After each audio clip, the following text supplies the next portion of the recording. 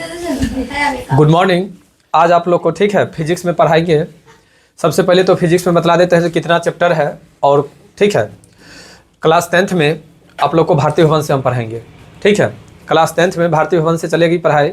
और भारतीय भवन में कुल कितने चैप्टर हैं पहले उसको देखिए, और उसके बाद हम लोग ठीक है एक एक चैप्टर करके पढ़ेंगे। सबसे पहले आपको बतला दें भारतीय भवन में 6 गो चैप्टर है। ठीक है पहला जो चैप्टर है वो है आपको प्रकाश का परावर्तन।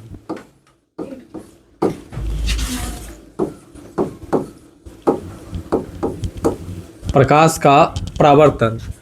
2 नंबर में है प्रकाश का अपवर्तन। प्रकाश का अपवर्तन। 3 नंबर में है मानव नेत्र। मानव नेत्र। 4 नंबर में है विद्युत धारा।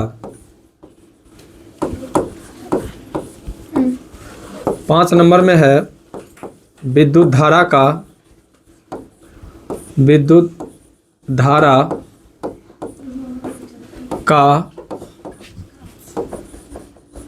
चुंबकीय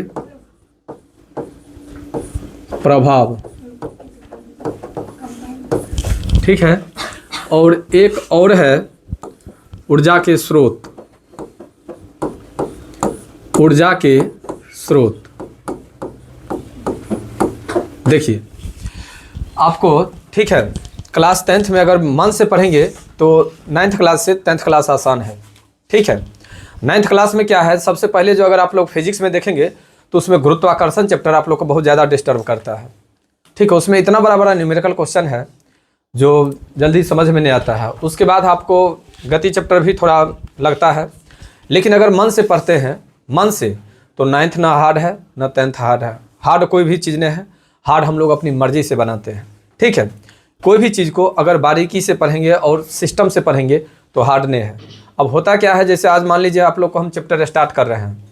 अब अभी हम चैप्टर स्टार्ट किए और चैप्टर स्टार्ट करने के बाद आप लोग को 2 दिन का क्लास चला, तीसरा दिन चौथा दिन बाउंस चला गया क्लास, यानी आप लोग क्लास नहीं कर पाए। तो उस दोनों क्लास को एडजस्ट करने में आपको समय लग जाएगा और वो ना क्लास एडजस्ट हो पाएगी और ना वो चैप्टर आपको समझ में आएगा। तो मन से पढ़िए और प्रेशर बना करके नहीं पढ़िएगा। आप लोग को क्लास 10th में अभी जो हम स्टार्ट कर रहे हैं यह हमारा ठीक है क्लास 10th में सब साल से हम दिसंबर महीना में कुछ बच्चे को बीच में रखते हैं। आपका सिलेबस हम चालू करेंगे 1 जनवरी से।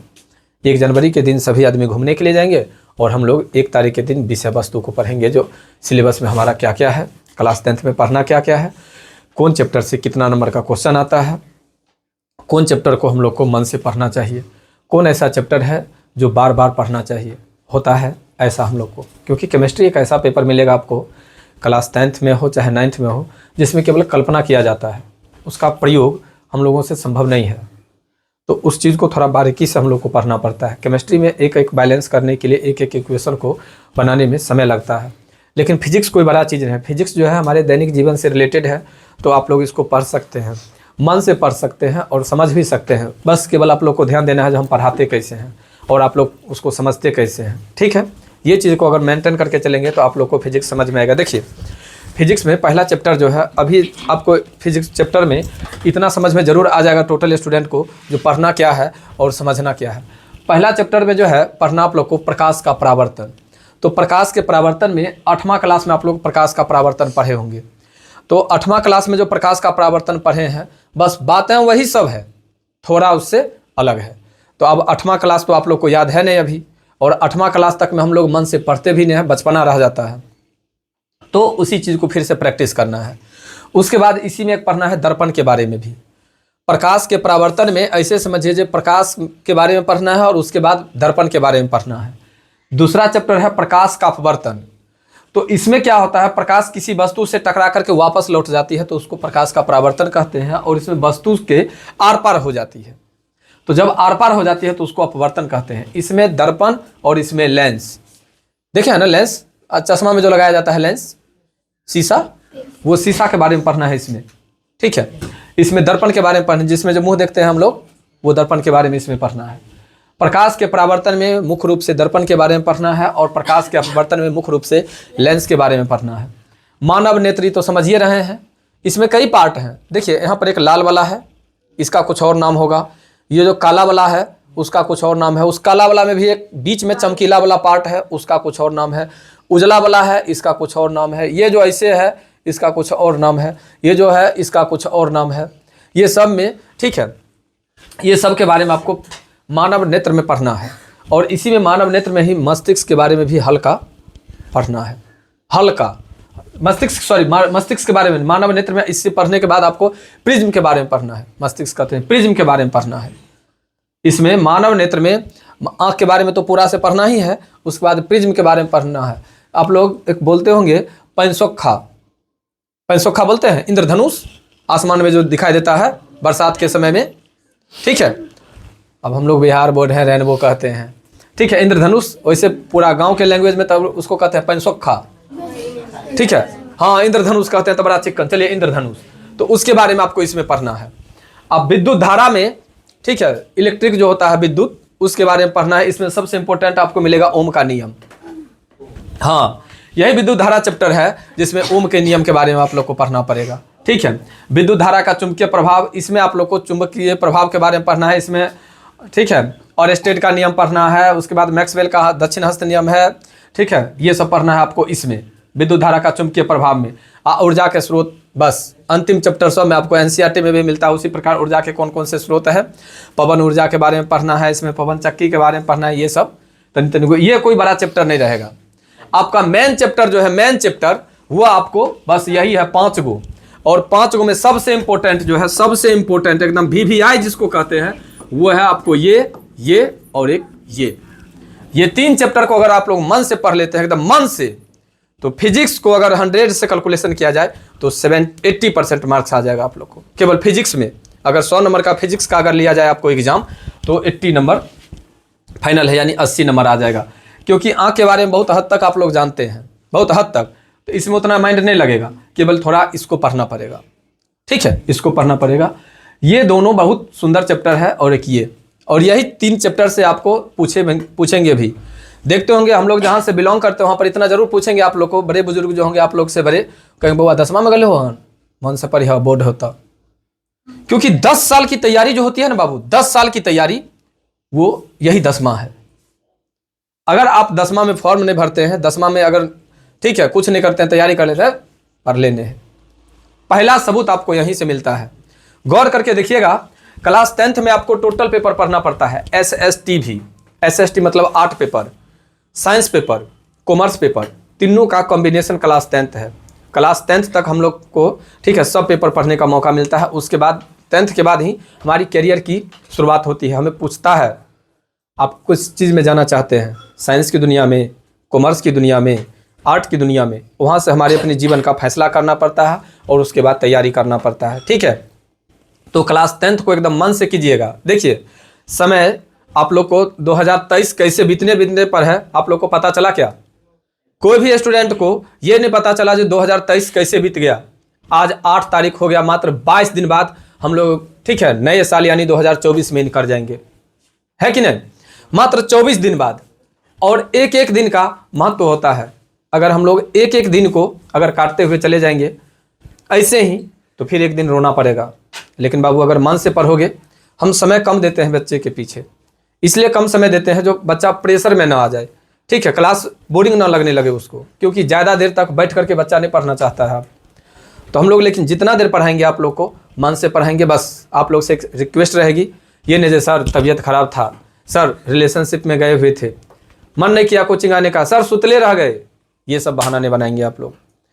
एक डर लाइए शरीर में। सबसे पहले बिना अलार्म का आपको माइंड में अलार्म बजने लगेगा 3 बजे ऑटोमेटिक, तब हुआ आपको डर और तब आपकी करियर की शुरुआत होगी। कभी अगर आप लोग को पता नहीं हो, इससे अभी तक हम जिस मंजिल पर जाना चाहते हैं वो अभी नहीं मिली है, लेबर हमारी जारी है अभी, लेकिन आप लोग को देखा हुआ चीज़ है जो कितना बड़ा त्याग किए हैं हम। त्याग करने के बाद इस जगह पर आए हैं। बहुत बड़ा त्याग करना पड़ता है, बहुत बड़ा समय देना पड़ता है। जब अभी आप लोग को पढ़ा रहे हैं, ये समझिए आपको तो लगेगा जो सर क्या पढ़ाए, 10 मिनट में आधा घंटा पढ़ाए, लेकिन इस आधा घंटा की तैयारी के लिए हमें कितना अपना मेहनत करना पड़ता होगा ये हम जानते हैं। अभी आप लोग अगर भारतीय भवन का अगर बुक होगा तो भारतीय भवन का बुक आगे में निकाल करके रखेंगे, भारतीय भवन का बुक आगे में निकाल करके रखेंगे। क्लास 10th वाले एक एक लाइन, एक एक टॉपिक आपको, ठीक है, लाइन बाय लाइन खुलेगा। तो इतना तैयारी जब अगर हम कर सकते हैं, मान लीजिए टोटल क्लास को पढ़ाते हुए, तो आपको तो एक क्लास मिलेगा, मात्र एक क्लास, उसको मन से पढ़ेंगे। ये नहीं कहेंगे जो दूर 5 गो तक क्वेश्चन है, कल है बना कर लगे, नहीं, आज के लिए मिला है तो आज ही बना लेंगे, तब ना आपके ऊपर प्रेशर नहीं रहेगी, वरना आपके ऊपर प्रेशर बन जाएगा और आप पढ़ाई नहीं कर पाएंगे। होता क्या है, संस्थान चलाने वाले जितने भी टीचर लोग हैं, हमारी बुराई करके, वो अपना बड़ाई करके, ठीक है, बच्चा को मोटिवेट करके रख लेते हैं। ऐसे बहुत संस्थान अभी हमें देखने के लिए मिला इस बार 2023 में, जो पूरा सिलेबस क्लियर नहीं किए, बच्चा को क्रैश कोर्स में घुसा दिए। अरे क्रैश कोर्स क्या है? जो बच्चा 10 महीना में तैयारी नहीं कर पाया, उसको आप 2 महीना में तैयारी करवा दीजिएगा। बच्चा का अपना माइंड नहीं काम करता, कितना पिटिएगा बच्चा को, कितना पिटिएगा? वैसे 2 घंटा पढ़ने के लिए तैयार नहीं होता, आप 4 घंटा पढ़ा दीजिएगा, बच्चा पढ़ लेगा। तो बच्चा को मोटिवेट कर लिया जाता है, बच्चा को, ठीक है, बच्चा 10वां तक बच्चा में समझ नहीं होती है। एक एक आदमी क्रैश कोर्स में 3 महीना का चार्ज 3000 रुपया लेते हैं। 3 महीना का चार्ज, 2 महीना पढ़ाते हैं उसका चार्ज 3000 जोड़ लेते हैं। उधर तो 400-500 का जो महीना लगता है सो लग ही गया। बच्चा को बोल दे, बेटा चिंता नहीं करना है, अब क्रैश कोर्स में हम सब क्लियर कर देंगे, चलो इधर छोड़ दो, जो पेपर हुआ या नहीं हुआ छोड़ दो बस। अरे जरूरी है, मान लीजिए आप लोग को तो अभी हिम्मत के लिए ना हम कह दिए जो ऊर्जा के स्रोत चैप्टर नहीं पढ़ना है, लेकिन क्या ऊर्जा के स्रोत चैप्टर से क्वेश्चन नहीं रहेगा? हम लोग जब फाइनल एग्जाम में जाएंगे तो ऊर्जा के स्रोत चैप्टर से भी क्वेश्चन रहेगा, ऊर्जा के स्रोत चैप्टर से भी, और एक एक चैप्टर का अभी आपको एहसास दिलाएंगे। पहले तो हम टॉपिक अभी लिख देते हैं और एक एक टॉपिक को हम समझा देंगे। मात्र आज 10 गो से 12 गो टॉपिक आपको समझाएंगे और कहेंगे जो सर समझ में आया। तो पहले बच्चे के बीच में ये समझा देना चाहिए जो हमारे लिए टोटल पेपर इंपॉर्टेंट है, और ऐसे सिलेबस खींचना चाहिए जो अक्टूबर तक, बहुत हो गया, अक्टूबर सितंबर अक्टूबर तक क्लियर कर दें चैप्टर। उसके बाद 9th 10th क्लास के लिए, ठीक है, प्रैक्टिस सेट होना चाहिए। जितना ज़्यादा प्रैक्टिस होगा बच्चा उतना ज़्यादा आगे ग्रोथ करेगा। जैसे अभी 9th क्लास में भी आप लोग हैं, अगर मान लीजिए 9th क्लास में उतना इंपॉर्टेंट नहीं देते हैं 9th क्लास को, क्योंकि 9th से तो 10th में चल ही जाएंगे, वरना अगर 9th क्लास से अगर क्वेश्चन अभी आप लोग को किया जाए तो थोड़ा भी तैयारी नहीं है। लेकिन यही में आप 10 क्वेश्चन 15 क्वेश्चन करके प्रत्येक दिन हम आप लोग को लिखवाएंगे। उससे क्या होगा, जो प्रैक्टिस पीछे का जारी रहेगा। ऐसे ही क्लास 10th में 3 महीना जब 2.5 महीना बचे तो बच्चा को केवल प्रैक्टिस करवाना चाहिए इस चीज़ का, जो ये क्वेश्चन इस टाइप से बनता है, चलो तुम बना करके बताओ, और समय का मेंशन करवाना चाहिए। मात्र आपको 3 घंटा का मैथ में मिलेगा, 3 घंटा 15 मिनट का। 3 घंटा 15 मिनट में आपको 45 को 47 को क्वेश्चन डील करना पड़ेगा। क्या इतना आसान है? लेकिन अगर आपको बनाने आता है तो 2 घंटा में क्वेश्चन बना करके हटा दीजिएगा। क्लास 10th में वैसे अभी आप लोग को हम एसएफ चालू करेंगे। एसएफ इसलिए चालू करेंगे क्योंकि त्रिकोणमिति उसका टफ होता है, तो त्रिकोणमिति और बहुपद ये दोनों चीज़ आप लोग को उससे पढ़ाएंगे। वैसे 2 चर वाले रैखिक समीकरण, द्विघात समीकरण, ये सब चलेगा आपको एसएफ से ही। वो पढ़ाने के बाद भी हम 3 बार आप लोग को एनसीईआरटी मैथ खत्म करेंगे। अगर मन से, जो हमें दिखाई दे रहा है आप लोग के क्लास में, अगर मन से पढ़ेंगे तो गारंटी है इतना तक याद करवा देंगे। सर 13.2 क्या सर, एक आंसर इतने है, इतने तक आप लोग को एहसास दिला देंगे अगर बनाएंगे तो। क्योंकि अभी जो हम क्लास चलाए हैं इसमें से 4-5 स्टूडेंट ऐसा मिला हमें क्षेत्रमिति में, जो देखे जो बनाने के लिए दिए तो बच्चा बना दिया। अगर 9th क्लास का क्वेश्चन बना दिया तो 10th को और आसानी से बनेगा, क्योंकि कहता है अर्धगोला है, अर्धगोला बनाएंगे, उस पर एक शंकु है, शंकु बनाएंगे, कुल ऊंचाई इतना है तो इतना बनाएंगे, ऑटोमेटिक क्वेश्चन बनेगा। और फार्मूला तो लगभग बहुत फार्मूला आप लोग को क्षेत्रमिति का याद ही है। तो उसमें हार्ड क्या है? रचना ना 9th क्लास का हार्ड है ना क्लास 10th का हार्ड है। सांख्यिकी तो 9th से भी आसान है क्लास 10th का, तो पेपर आपको हार्ड नहीं जाएगा। रह गई बात एसएसटी में, तो एसएसटी में 9th क्लास में ईस्वी सन ज़्यादा याद करना है, 10th में ईस्वी सन ज़्यादा नहीं है एसएसटी है तो ईस्वी सन तो होगा ही, लेकिन बहुत कम है, तो फिर उसमें भी दिक्कत नहीं होगी। सिविक्स आप लोग पढ़े होंगे क्लास 9th में, पता ही नहीं चलता होगा जो पहला चैप्टर क्या है दूसरा चैप्टर क्या है, पता ही नहीं चलता होगा, और ना ही क्वेश्चन आंसर का पता चलता होगा। लेकिन क्लास 10th में क्वेश्चन आंसर भी है, क्वेश्चन आंसर भी है, तो आपको दिक्कत नहीं होगी। देखिए सबसे पहले आपको आज फिजिक्स चालू किए हैं, तो फिजिक्स में देखिए कैसे हम लोग को पढ़ना है। आपका फिजिक्स में 6 चैप्टर है। अब चलिए ऐसे करके पहले समझिए समय का। अगर हम लोग एक महीना करके पढ़ेंगे, एक महीना, मान लीजिए सप्ताह 4 गो, 4 दूनी 8 क्लास होगा, महीना में 8 क्लास फिजिक्स का, 8 क्लास आपको केमिस्ट्री का, 8 क्लास आपको बायोलॉजी का होगा। अगर 8 क्लास में एक चैप्टर अगर क्लियर होता है तो 6 चैप्टर के लिए 6 महीना, मान लीजिए 6 महीना नहीं, थोड़ा ज़्यादा बढ़ा करके लेकर के चलें तो 9 महीना। फिर भी अगर हम लोग मन से पढ़ते हैं तो क्या 9 महीना में तैयारी हो जाएगी ना? कोई बड़ा चीज़ है क्या? केवल हम लोग को समय मेंशन करना है, ये नहीं पार्टी फंक्शन। बाबू वो ज़िंदगी भर आता रहेगा पार्टी फंक्शन, पहले एक बार तो सक्सेस बनो, क्योंकि दुनिया सक्सेस के पीछे भागती है। सक्सेस, आप अगर कितना भी सही क्यों ना हो, आप एक बार गलत करके देखिए ना, ताना मारने वाले कितने लोग मिलेंगे। इसलिए पहले सक्सेस हो जाइए, उसके बाद सब गलती चलेगा आपको। आज हमारे समाज में ऐसे बहुत आदमी हैं जिनकी लैंग्वेज को सुनने के लिए लोग तरसता है, क्योंकि उनके पास पैसा है। वो जो कुछ बोलेंगे वो अनमोल वचन हो जाएगा, और आप में अगर नहीं है, आप कुछ भी बोलेंगे तो उसमें एक एक कहता नहीं है गलती निकालने वाले लोग तैयार होंगे। तो आप लोग फिजिक्स में ये 6 को चैप्टर पढ़ेंगे। पहला चैप्टर क्या होगा आपका? प्रकाश का परावर्तन, प्रकाश के परावर्तन चैप्टर। दूसरा होगा प्रकाश का अपवर्तन चैप्टर। तीसरा मानव नेत्र। चौथा विद्युत धारा। पांचवा विद्युत धारा का चुंबकीय प्रभाव। और छठा ऊर्जा के स्रोत। याद रखेंगे, फिजिक्स में हमें 6 चैप्टर पढ़ना है। प्रकाश का परावर्तन, प्रकाश का अपवर्तन, मानव नेत्र, विद्युत धारा का चुंबकीय प्रभाव और ऊर्जा के स्रोत। हम आप लोग को भारतीय भवन से पढ़ाएंगे, भारतीय भवन से पढ़ाएंगे। स्टार्टिंग में हमारी बुक जो होगी वह भारतीय भवन होगी, ठीक है। जो स्टूडेंट के पास में बुक अवेलेबल नहीं हो पाएगा वो हमारे यूट्यूब चैनल से जुड़ जाएंगे। यूट्यूब चैनल भी है, अपना ऐप भी है। ऐप जो है अवतार कोचिंग, डाउनलोड करेंगे तो हम एक बार कॉल कर देंगे, क्योंकि हम आपको ऑर्डर जब तक यहाँ से नहीं देंगे तब तक आप हमारे क्लास से नहीं जुड़ेंगे। हमारे क्लास में जो बाहरी के स्टूडेंट हैं, बाहर के जो हमारे कोचिंग में नहीं पढ़ेंगे, बाहर से वो मात्र 699 रुपया पे करेंगे तो उनका चालू हो जाएगा। और अपने स्टूडेंट के लिए कोई पैसा नहीं है, आप लोग केवल एक बार जुड़ेंगे और कॉल कर देंगे तो हम उनका 699 रुपया फ्री कर देंगे। उनको एक एक नोट खुल जाएगा। जो भी आपको हम पढ़ाएंगे यहाँ पे, जो अभी हम पढ़ा रहे हैं, ये आपको अपने ऐप पर भी मिल जाएगा नोट्स में, ठीक है। तो अभी नोट्स पर नहीं जाइएगा, क्योंकि नोट्स में जाइएगा आपको स्टार्टिंग में अभी नया जुनून रहेगा, आप लोग फटाफट याद कर लीजिएगा और माइंड बाउंस करने लगेगा।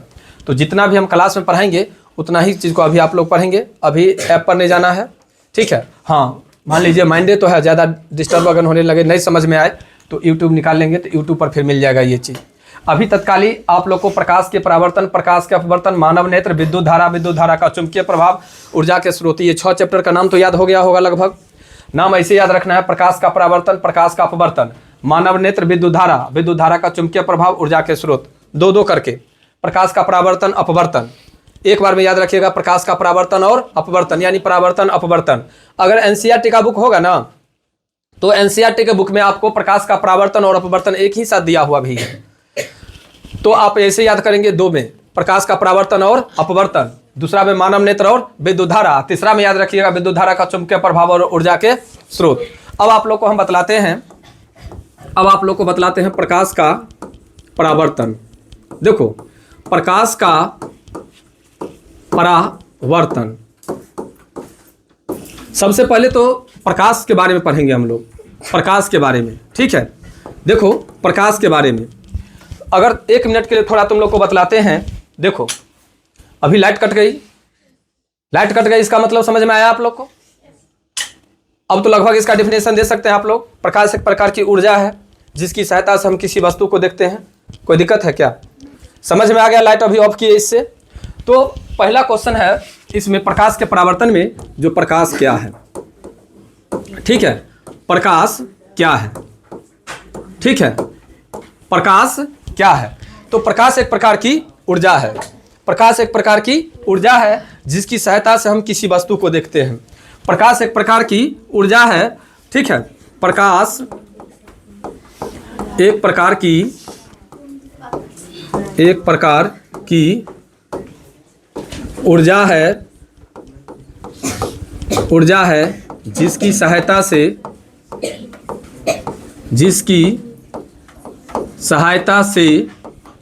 जिसकी सहायता से किसी वस्तु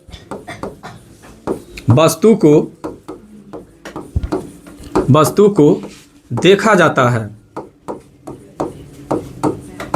ना। देखिए, प्रकाश एक प्रकार की ऊर्जा है जिसकी सहायता से किसी वस्तु को देखा जाता है, या प्रकाश एक प्रकार की ऊर्जा है जिसकी सहायता से हम किसी वस्तु को देखते हैं। क्लियर है? तो बउआ, प्रकाश जो ऊर्जा है और जिसकी सहायता से हम किसी वस्तु को देखते हैं, तो इसका तो कोई ना कोई स्रोत होगा ना। स्रोत मतलब कि माध्यम जिससे प्रकाश निकलता है।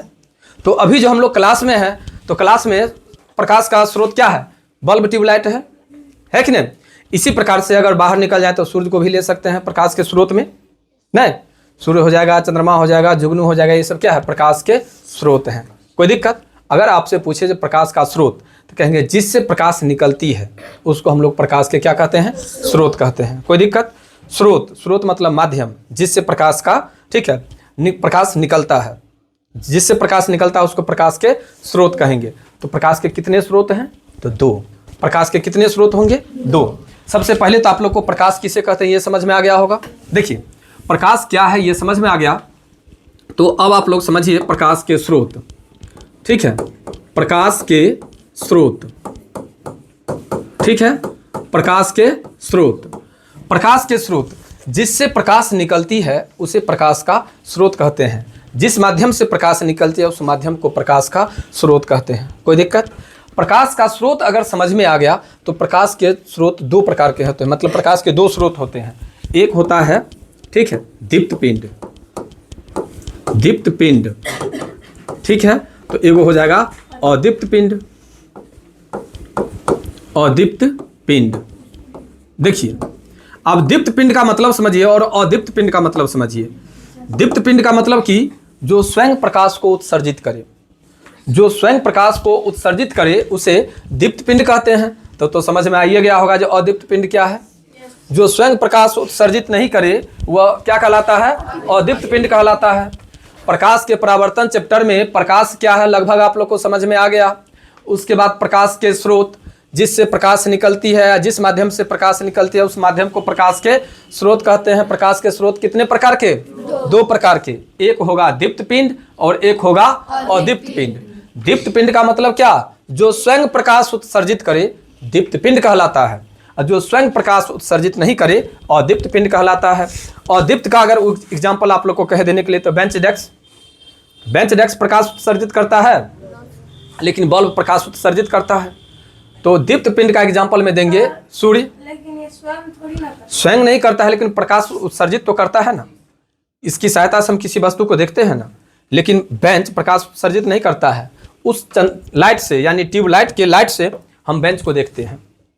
तो बेंच आपको हो जाएगा अदीप्त पिंड में, और लाइट जो है वह हो जाएगा यानी ट्यूबलाइट जो हो जाएगा यह आपको दीप्त पिंड में आ जाएगा। अगर एग्जाम्पल में पूछे यानी जैसे में पूछे तो कहेंगे दीप्त पिंड वह होती है जो स्वयं प्रकाश को उत्सर्जित करता है, जैसे सूर्य, मोमबत्ती, ये चंद्रमा भी कह सकते हो स्वयं प्रकाश को उत्सर्जित करता है। अब कहिएगा जो सर स्वयं तो नहीं करता है, वो सूर्य से लेकर के करता है, लेकिन प्रकाश उत्सर्जित करता है ना भाई, क्या? और अदीप्त पिंड का मतलब कि जो स्वयं प्रकाश उत्सर्जित नहीं करता है, जैसे बेंच स्वयं प्रकाश उत्सर्जित करता है। अभी थोड़ा देर के लिए अगर बल्ब बंद कर दिया जाए तो आप हमें नहीं देख पाएंगे, होगा कि नहीं? तो आप जो हमें नहीं देख पाएंगे इसका मतलब क्या हुआ? हमारे अंदर से प्रकाश बाहर नहीं निकल रही है, हम उस प्रकाश से प्रकाशित होते हैं, फिर यहाँ से जो प्रकाश का परावर्तन होता है वो आप लोग देख रहे हैं, है कि नहीं? तो दीप्त पिंड और अदीप्त पिंड में कोई दिक्कत? दीप्त पिंड समझ में आ गया सब आदमी को? दीप्त पिंड क्या समझ में आया? जो स्वयं प्रकाश को उत्सर्जित करता है, जो स्वयं प्रकाश उत्सर्जित करता है दीप्त पिंड कहलाता है, और जो स्वयं प्रकाश उत्सर्जित नहीं करता है अदीप्त पिंड कहलाता है। दीप्त पिंड में हम लोग सूर्य, मोमबत्ती, चंद्रमा इत्यादि का ले सकते हैं एग्जाम्पल। इसमें बेंच, डेस्क, टेबल, कुर्सी, इसमें एग्जाम्पल ले सकते हैं। बताइए प्रकाश क्या है, प्रकाश के स्रोत क्या है, दीप्त पिंड किसे कहते हैं, अदीप्त पिंड किसे कहते हैं? कोई दिक्कत? इतना चीज तो समझ में आ गया। अब इतना चीज समझ में आ गया तो अब पढ़िए मानव निर्मित और प्रकृति निर्मित। प्रकाश के स्रोत में एक है मानव निर्मित, ठीक है, मानव निर्मित, मानव निर्मित, एक है आपको प्रकृति, ठीक है, प्राकृतिक निर्मित। मानव निर्मित का मतलब तो समझ गए होंगे, जिसको मानव बनाता है, और प्रकृति मतलब कि जिसको गॉड बनाते हैं। तो प्रकृति निर्मित के अंतर्गत अगर आपसे एग्जाम्पल कहा जाए, जो प्रकृति निर्मित का 1-2 एग्जाम्पल बतलाइए, तो बतला सकते हैं क्या? सूर्य, चंद्रमा, जुगनू, तारा, ये सब क्या है? प्रकृति निर्मित है। और मानव निर्मित में टॉर्च, लैंप, लालटेन, बल्ब, ट्यूबलाइट, सोलर सिस्टम इत्यादि। कौन सी? हाँ मोमबत्ती, देखिए मोमबत्ती तो हम भूलिए गए थे, तब बढ़िया विद्यार्थी है। लेकिन तो ये सब का एग्जाम्पल हम दे सकते हैं।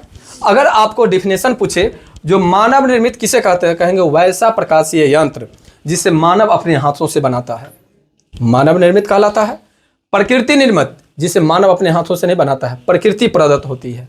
क्या सूर्य को कोई बनाता है, चंद्रमा को कोई बनाता है, तारा को कोई बनाता है? नहीं ना, लेकिन वो तो प्रकाश उत्सर्जित करता है। तो जिसको हम लोग नहीं बनाते हैं उसको प्रकृति निर्मित कहेंगे, जिसको हम लोग बनाते हैं उसे मानव निर्मित कहते हैं। एक बार आप लोग अब टॉपिक को समझ लीजिए, जो अभी आप लोग को क्या क्या हम पढ़ा दिए। एक पढ़ा दिया आपको प्रकाश हो गया, उसके बाद प्रकाश के स्रोत, प्रकाश के स्रोत,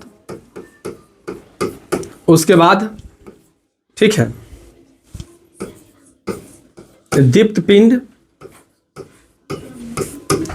अदीप्त पिंड, अदीप्त पिंड उसी में है अलमारी में, अदीप्त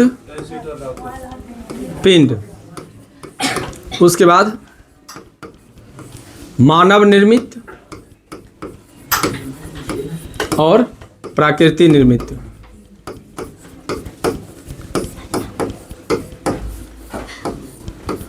आप लोग बताइए, अब अगर आप लोग से पूछा जाए प्रकाश किसे कहते हैं तो डिफिनेशन हो जाएगा प्रकाश के स्रोत, डिफिनेशन हो जाएगा दीप्त पिंड, अदीप्त पिंड, मानव निर्मित और प्राकृतिक निर्मित। इतना में कोई दिक्कत? एक बार फिर से समझ लीजिए, प्रकाश एक प्रकार की ऊर्जा है जिसकी सहायता से हम किसी वस्तु को देखते हैं। प्रकाश के स्रोत, जिस माध्यम से प्रकाश निकलती है, यानी जिस चीज़ से प्रकाश निकलती है उस चीज़ को प्रकाश के स्रोत कहते हैं। प्रकाश के दो स्रोत होते हैं, एक मानव निर्मित और एक प्रकृति निर्मित, दीप्त पिंड और एक अदीप्त पिंड। दीप्त पिंड का मतलब जो प्रकाश को स्वयं उत्सर्जित करता है वह दीप्त पिंड कहलाता है, जैसे में हम सूर्य, मोमबत्ती इत्यादि को दे सकते हैं। अदीप्त पिंड वैसा पिंड जो स्वयं प्रकाश को उत्सर्जित नहीं करता है, इसका एग्जाम्पल हम लोग बेंच, डेस्क, टेबल, कुर्सी दे सकते हैं। मानव निर्मित जिसको मानव अपने हाथों द्वारा बनाता है, जैसे ट्यूबलाइट, बल्ब, लैंप, लालटेन और बोली थी मोमबत्ती, तो मोमबत्ती। प्रकृति निर्मित जिसको प्रकृति अपने हाथों से, यानी मानव जिसको नहीं बना सकता है, प्रकृति प्रदत्त कहलाती है, और उसके अंतर्गत सूर्य, चंद्रमा, जुगनू इत्यादि दे सकते हैं। कोई दिक्कत? इतना तक तो समझ में आ गया, इतना तक में कोई दिक्कत नहीं। ये हुआ एक भाग, इसको आप लोग रखिए एक भाग के अंतर्गत, ठीक है। अब इसके बाद आपको चालू होगा प्रकाश का प्रकीर्णन। इसके बाद जो चालू है वो टॉपिक है आपको प्रकाश का प्रकीर्णन, ठीक है। अब का जो टॉपिक है वो है आपको प्रकाश का प्रकीर्णन। देखिए भाई, प्रकाश का प्रकीर्णन क्या होता है? तो प्रकाश के प्रकीर्णन बतलाते हैं। देखिए, ऐसे करके प्रकाश आया इस पर, ठीक है, ये है प्रकाश के कण, ठीक है। यहाँ से ये कण इधर की ओर बिखर जाएगी, इसका नाम है प्रकाश का प्रकीर्णन। प्रकाश के प्रकीर्णन में क्या होता है? प्रकाश के कुछ भाग को अवशोषित करता है ये प्रकाश के कुछ भाग को ये अवशोषित करता है, अवशोषित कर पुनः इसी प्रकाश को अपने चारों ओर बिखेर देता है। इसको प्रकाश का प्रकीर्णन कहते हैं। अगर आपसे डिफिनेशन पूछे जो प्रकाश का प्रकीर्णन किसे कहते हैं, तो कहेंगे प्रकाश के कुछ भाग को अवशोषित कर पुनः उसी प्रकाश को अपने चारों ओर बिखेर देना प्रकाश का प्रकीर्णन कहलाता है। प्रकाश का प्रकीर्णन क्या है? प्रकाश का प्रकीर्णन वह होती है जिसमें प्रकाश के कुछ भाग को अवशोषित कर, प्रकाश का प्रकीर्णन वह होती है जिसमें प्रकाश के कुछ भाग को अवशोषित कर पुनः उसी प्रकाश को अपने चारों ओर बिखेर देना प्रकाश का प्रकीर्णन कहलाता है। इसका एग्जाम्पल आपको देते हैं। वो जो बॉल देखते होंगे, घड़ी, एगो चुकभुकिया घड़ी नहीं होता, उसमें थोड़ा देर के लिए लाइट अगर ऐसे करके जला देते हैं तो कंटिन्यू जलते रह जाता है थोड़ा देर तक, वो प्रकाश का प्रकीर्णन है। जो दूसरा टॉर्च, टॉर्च में देखिएगा ऊपर वाला जो अगर कटोरी रहता है, कटोरी को हटा देते हैं तो वहीं पर प्रकाश रह जाती है, जहाँ पे टॉर्च जलता है वहीं पर। लेकिन अगर वो कटोरी लगा देते हैं तो चारों तरफ जहाँ तक कटोरी भागता है वहाँ तक प्रकाश भाग करके चली जाती है। तो प्रकाश का प्रकीर्णन का अगर आपसे डिफिनेशन पूछे, थोड़ा नया आप लोग को मिला है तो याद रखिएगा, प्रकाश का प्रकीर्णन वह होती है जिसमें प्रकाश के कुछ भाग को अवशोषित कर पुनः उसी प्रकाश को अपने चारों ओर बिखेर देती है, प्रकाश का प्रकीर्णन कहलाता है। प्रकाश का प्रकीर्णन क्या है? प्रकाश के कुछ भाग को अवशोषित कर उन्हीं मतलब प्रकाश को चारों ओर बिखेर देना प्रकाश का प्रकीर्णन कहलाता है। प्रकाश का प्रकीर्णन देखिए हम लिख देते हैं, ठीक है।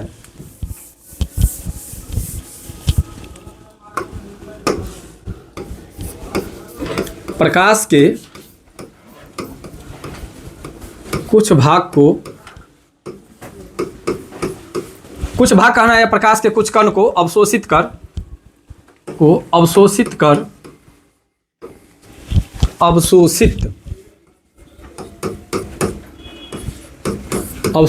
कर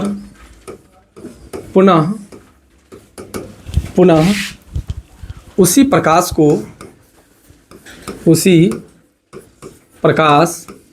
को चारों ओर बिखेर देना प्रकाश का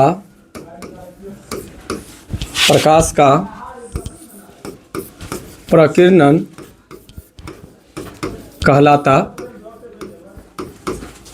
कहलाता है। देखिए, प्रकाश का प्रकीर्णन थोड़ा आपको नया लगता होगा। प्रकाश के कुछ भाग को अवशोषित कर पुनः चारों ओर बिखेर देना प्रकाश का प्रकीर्णन कहलाता है। आपके किताब में यहाँ पर भाग नहीं कण होगा।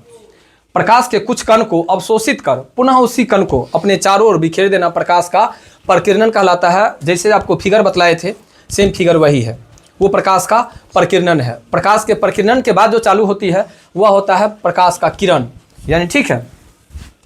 देखिए, प्रकाश का किरण, आप लोग किरण, बिंदु और रेखा पढ़े हैं, 7वां 8वां 9वां के मैथ में पढ़े होंगे, ठीक है। तो जब प्रकाश एक सीधी रेखा में गमन करती है तो इस सीधी रेखा को प्रकाश का किरण कहते हैं। प्रकाश का किरण होता है जब प्रकाश एक सीधी रेखा में गमन करती है तो उस सीधी रेखा वाले, ठीक है, प्रकाश का वह प्रकाश किरण कहलाता है। जब प्रकाश एक सीधी रेखा में गमन करती है, जब प्रकाश एक सरल रेखा में गमन करती है यानी सीधी रेखा में गमन करती है तो उसे हम प्रकाश का किरण कहते हैं। याद रहेगा, ठीक है। और किरणों के समूह को किरणपुंज कहते हैं। किरणों के समूह को किरणपुंज कहते हैं। प्रकाश का किरण के बाद है आपको किरणपुंज, ठीक है। टॉपिक आप लोग भारतीय भवन के किताब में मिलाएंगे तो ऐसे ही मिलेगा। सबसे पहले मिलेगा प्रकाश क्या है, प्रकाश के स्रोत क्या है, दीप्त पिंड क्या है और दीप्त पिंड क्या है, मानव निर्मित, प्रकृति निर्मित, प्रकाश का प्रकीर्णन, प्रकाश के प्रकीर्णन के बाद प्रकाश का किरण, प्रकाश के किरण के बाद प्रकाश के, ठीक है, किरणपुंज है। प्रकाश का किरण, प्रकाश एक सीधी रेखा में गमन करती है जिसे प्रकाश का किरण कहते हैं। प्रकाश सीधी रेखा में गमन करते हैं जिसे प्रकाश का किरण कहते हैं। प्रकाश सीधी रेखा में गमन करते हैं इसे प्रकाश का किरण कहते हैं। अब किरण के बाद है किरणपुंज। किरणों के समूह को किरणपुंज कहते हैं। किरणों के समूह को किरणपुंज कहते हैं। किरणों के समूह को किरणपुंज कहते हैं। किरणों के समूह को किरणपुंज कहते हैं। किरणों के समूह को किरणपुंज कहते हैं। किरणों के समूह को किरणपुंज कहते हैं। और किरणपुंज 3 प्रकार के होते हैं। किरणपुंज कितने प्रकार के होते हैं? 3 प्रकार के। अब कौन कौन होते हैं तो देखिए, किरणपुंज जो होते हैं, पहले तो हो गया प्रकाश सीधी रेखा में गमन करते हैं जिसे प्रकाश का किरण कहते हैं, और उसके बाद है किरणों के समूह को किरणपुंज कहते हैं। किरणपुंज, किरणपुंज, किरणों के समूह को किरणपुंज कहते हैं। और किरणपुंज आपको 3 प्रकार